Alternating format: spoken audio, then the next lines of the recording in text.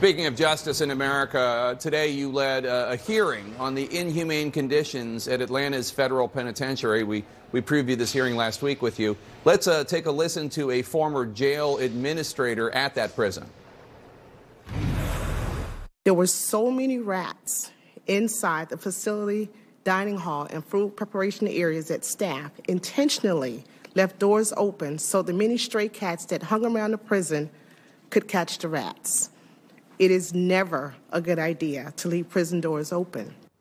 We also heard about a lack of suicide prevention efforts, overcrowded facilities, free-flowing drugs, cell phones, contraband behind bars.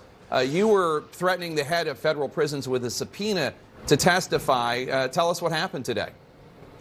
Well, I have led a 10-month bipartisan investigation of corruption, abuse, and misconduct at U.S. Penitentiary, the major federal prison in Metro Atlanta.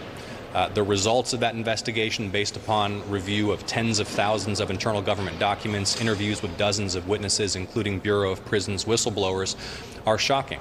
Our investigation has revealed that for at least 9 years, gross misconduct, serious negligence, life-threatening failures were ongoing at this major federal prison. We're talking about staff corruption, the virtually free flow of narcotics and weapons within and in and out of this facility. We're talking about serious human rights and civil rights abuses, pre-trial, presumptively innocent detainees, 23 hours a day in overcrowded cells packed with vermin, roaches, and rats without access to hygiene, basic health services, without effective access to counsel. A pretrial detainee, for example, on suicide watch, being forced to lay in paper clothes with a paper blanket and no access to mental health services. Long-term systemic failures by the Bureau of Prisons to ensure the rule of law, orderly conduct, policies and procedures are followed, and human rights are protected in our federal prisons. It's a disgrace to the U.S. government that these conditions persist in federal prisons. And as for Director Carvajal, we had asked on a bipartisan basis for his voluntary testimony.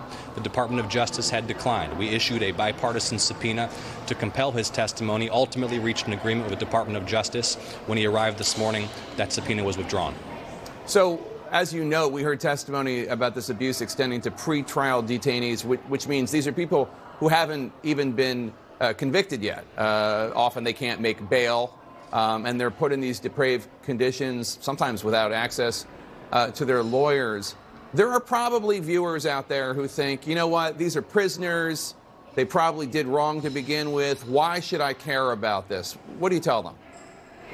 Well, first of all, no human being, whether or not they've been convicted of a crime, should be subjected to civil rights abuses, degrading and unconstitutional treatment.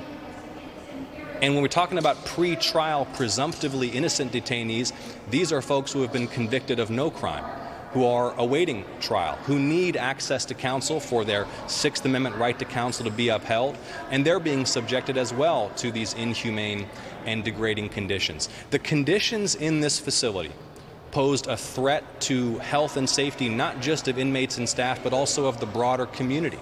The Bureau of Prisons' own internal assessments found that this facility, the corruption, abuse, and misconduct, were a security threat and a public safety threat to the entire southeast region of the United States. What we heard today from the director of the Bureau of Prisons is that they were, in my opinion, willfully ignorant, looking the other way, apparently unaware of what had been happening for years and years, despite consistent internal reporting and information they had access to, that these misconduct, these forms of corruption, these forms of abuse were happening right under their noses. So what now? Are you going to take this investigation to other prisons? I mean, obviously, the problems are, as I don't need to tell you, the problems are far beyond this one prison in Metro Atlanta.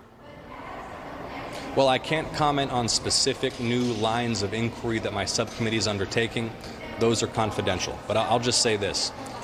One of the things that motivated me to run for office is a recognition that congressional oversight of the executive branch has withered, has become weak.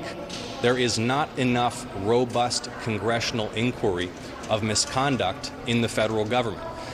Chairing this investigation subcommittee, I will continue to pursue the truth. I will continue to pursue misconduct, abuse, and corruption within the federal government, as I said I would as a candidate as I am now as a senator.